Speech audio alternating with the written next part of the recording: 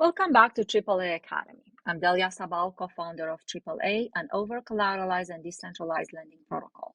Today, we are going to continue our discussion about decentralized exchanges. In prior lessons, I mentioned a few times the concept of impermanent loss, which is often an overlooked risk when providing liquidity to an AMM. It's not rocket science at all. It's actually rather simple. So let's dive into one of the examples.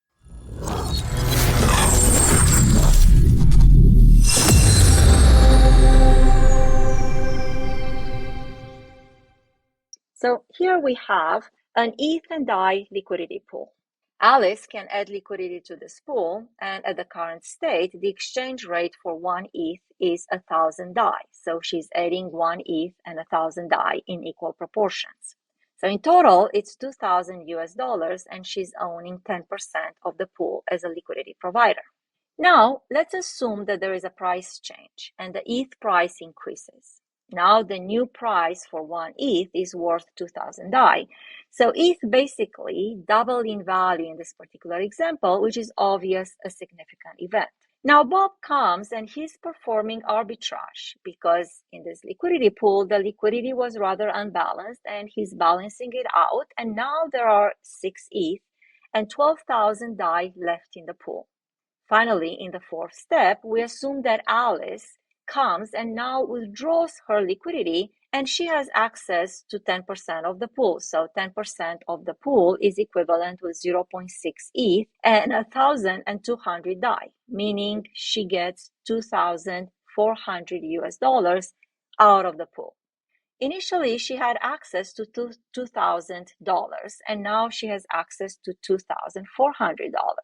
However, even though the value is higher, this is the realization of impermanent loss because initially she had 1 ETH and 1,000 DAI, which would now be worth $3,000.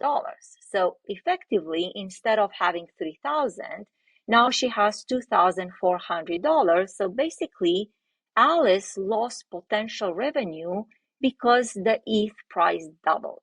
So she only made $400 in this particular example, but she lost $600, which is the impermanent loss. So this is an example of the market dynamics of an AMM, and it's something that every liquidity provider is getting exposed to. Naturally, if you provide assets like DAI or USDC, so stablecoins assets instead of ETH to a pool, then the probability that those two assets will diverge significantly is not that big. But it still can happen if, for example, DAI would depeg or lose its peg. So the impermanent loss is called impermanent because it's not permanent. So it is only realized when you actually take out your liquidity. So if in the previous example, Alice would have stayed in the pool, this loss would have not been materialized.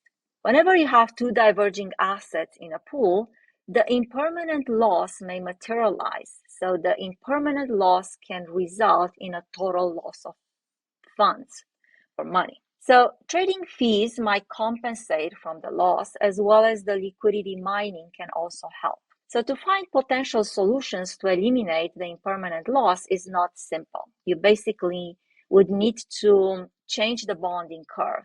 I hope you remember the bonding curve that governs the AMM liquidity. So feel free to also check out various possible impermanent loss calculation so you can anticipate how significant the impermanent loss will be for you and your particular positions. There are some calculators online, and this is one of the one examples that I have. I'm not sure if this is the best. Please feel free to search around yourself. So here you can enter your initial price and you can have your future price, and then the calculator calculates for you the amount of impermanent loss.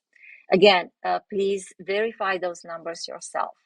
So impermanent loss is a danger that exists both in AMMs and also in leverage or lending pools. Whenever you basically have a pool of assets that you're dealing with. So please keep this in mind if you're calculating your risk profile. Now let's talk about the AMM arbitrage. So our AMM arbitrage is the practice by which different prices on various exchanges becomes synchronized. So if you have multiple markets with the same assets, X and Y, and we have different prices for X and Y, then there is an arbitrage opportunity and prices are synchronized by so-called arbitrageurs. Those are the actors that create transactions to benefit from an arbitrage opportunity, and they do this because they basically profit from the price difference among those markets. So let's look at some details on how this is actually possible on various AMMs. Let's dive into a specific example. So here we have an arbitrage on two markets. The two markets are the curve Y pool and the curve S USDC pool. Those pools host the same assets. They might host several other assets, but those are not important for this particular details. Most importantly, we can both sell and buy USDC and DAI in those two pools. Now, the first action is to exchange 2.048 million USDC for 2.028 million DAI in the Y pool. This is a stable coin swap. So the exchange rate between those two coins is nearly 1, but it's not 1. So it's 1.01 USDC per DAI. And here we are speaking about significant volumes in the orders of millions of US dollars. Interestingly, the price of USDC over DAI is higher in the second pool by 0.008 USDC over DAI when compared to the other markets. So this discrepancy creates an arbitrage opportunity, and that's what the arbitrager is basically aiming for. So the arbitrager started his arbitrage with the USDC. He exchanged it for DAI. And now he has DAI and he's exchanging it back to USDC on the other market. So he ends up with 2.064 millions USDC, which is higher than his initial capital. So the overall profit that he has, that he gains from this particular arbitrage is a little bit more than 16,000 USDC, which is equivalent to about 16,000 US dollars. So that's a very basic example of an arbitrage with only two markets. And naturally, you can extend this to a larger number of markets. The more markets you're arbitraging it out, the higher the gas fees of those transactions. So there is a certain upper limit based on the blockchain that you are operating on. You might ask, how does the arbitrager has access to 2 million USDC? It's not a small amount of capital deployed in a particular stablecoin. And this is where so-called flash loans come into play. We'll be discussing them in more details in a different lecture, but basically what a flash loan allows you is that you have a pool of liquidity here that is given by a flash loan provider. And you can borrow 2-point-something million USDC from this pool. Then you can perform the two arbitrage exchange transactions that we have discussed earlier. And by the end of the transactions, you can repay the loan back. In particular here, DYDX provider is only requiring a one-way fee for flash loans, and is sufficient to pay back the initial amount borrowed and realize a profit. This particular example that I'm showing here, it's not a fictive example. It's one from the Ethereum blockchain.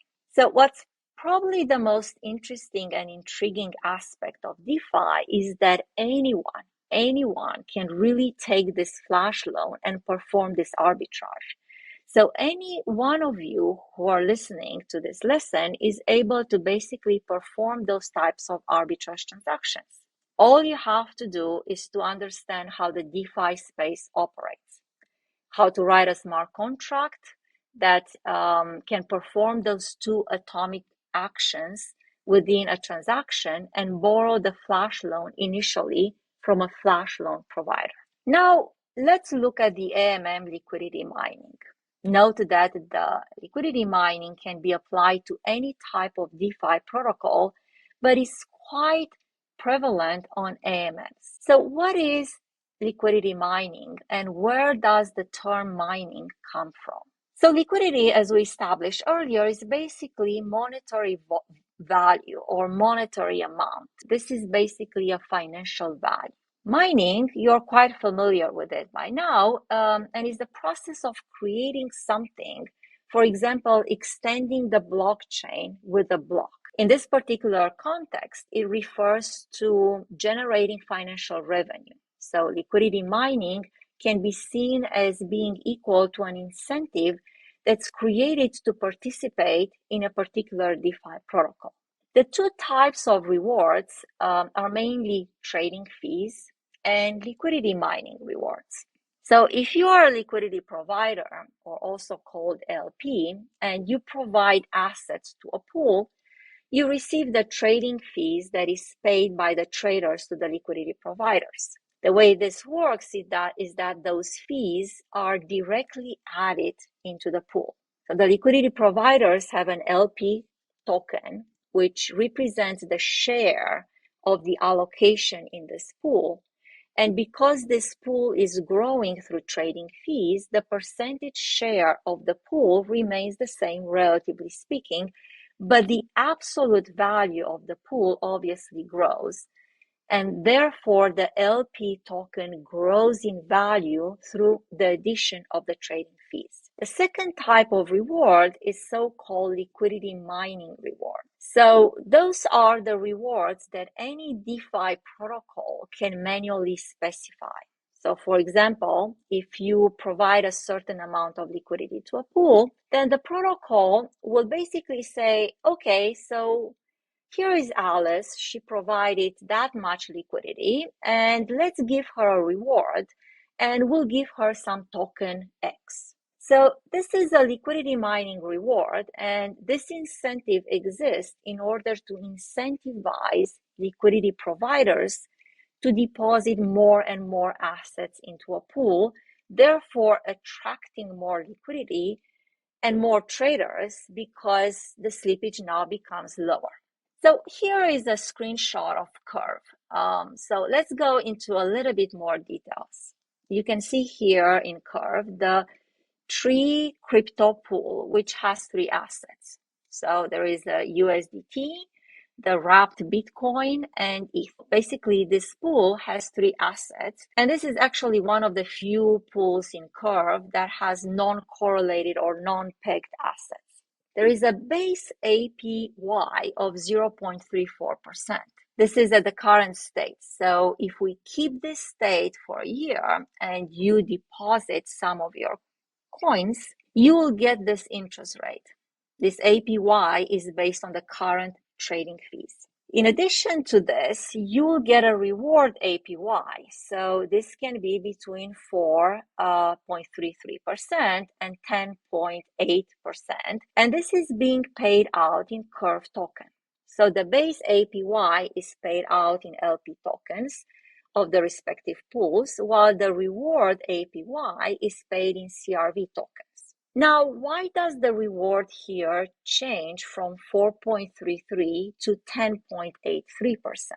Well, it's basically due to the Curve model, because Curve incentivizes its users to lock Curve token in the platform.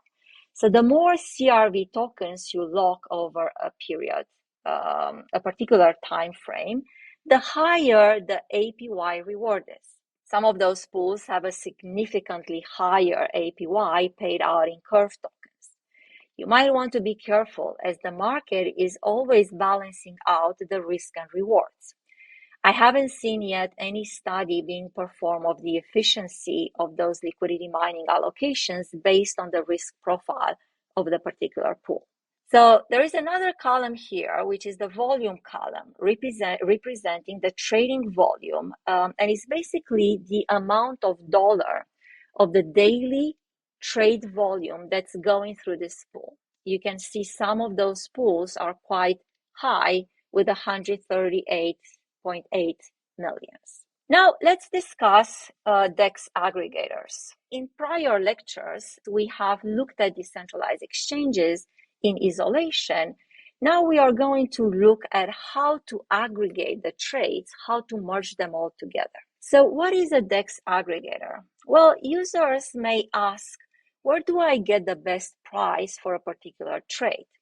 User can go directly to a specific exchange and trade assets, or go to an aggregator who sources liquidity from all those different exchanges and merge them. So an aggregator finds the best trading route, finds the best liquidity, the lowest prices, the lowest commissions, etc. There are overall two types of aggregator that are currently used. The so-called off-chain aggregators like 1inch, those are websites where you can go and you have your browser wallet or your crypto wallet in your browser activated. They're quite flexible, so you can do trades across multiple chains, swap transactions, etc. You do them within one transaction. The disadvantage of such an aggregator is that the operators can front-run users because the operator is a third party which is in the middle between the exchange and the user.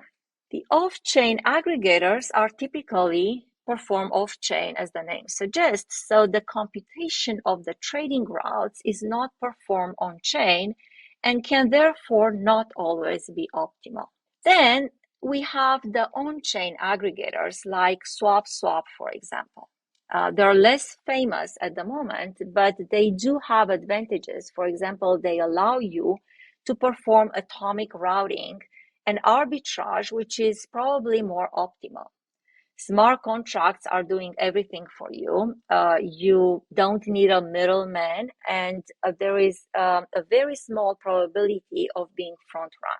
However, they don't scale as much as off-chain ones, so there is unlikely that they efficiently cover more exchanges in parallel. Now, let's do a quick comparison of 1inch and SwapSwap side by side. So 1inch has a really nice and intuitive interface. You can see a lot of data. You can analyze which markets might be better for you. You can also choose to go directly to those websites if you want to pay less gas fees, for instance. What I like about 1inch is that it explains to you which route it takes. You can also see that there is no arbitrage being performed, which in some cases might mean that you leave some money on the table, which is not good.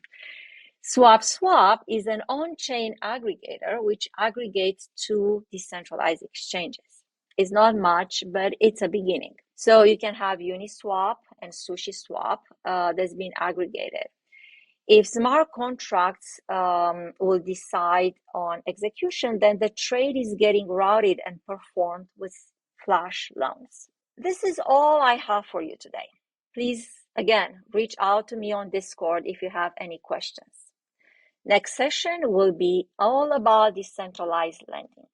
See you soon. Thank you. Bye.